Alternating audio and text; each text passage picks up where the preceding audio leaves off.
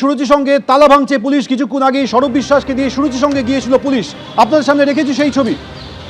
চাবিওয়ালা ডেকে এনে এই মুহূর্তে সুরুচির সঙ্গে তালা খুলছে পুলিশ। আজ দুপুরে কিছুক্ষণ আগে সৌরভ বিশ্বাসকে নিয়ে তল্লাশিতে যায় পুলিশ, নিওয়ালিপুর থানার পুলিশ যায়। এই মুহূর্তে সুরুচি সঙ্গের গেটের তালা খোলা হচ্ছে।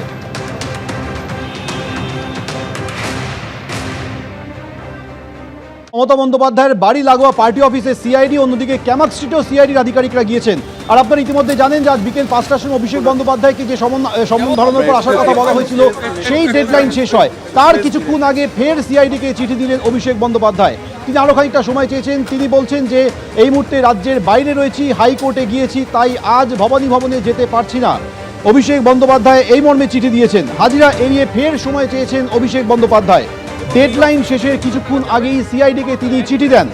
বর্তমানে রাজ্যের বাইরে রয়েছি, হাইকোর্টে গিয়েছি, তাই এখন ভবানী ভবনে যেতে পারছি না, সিআইডিকে চিঠিতে উল্লেখ করেছেন অভিষেক বন্দ্যোপাধ্যায়, সূত্রের খবর।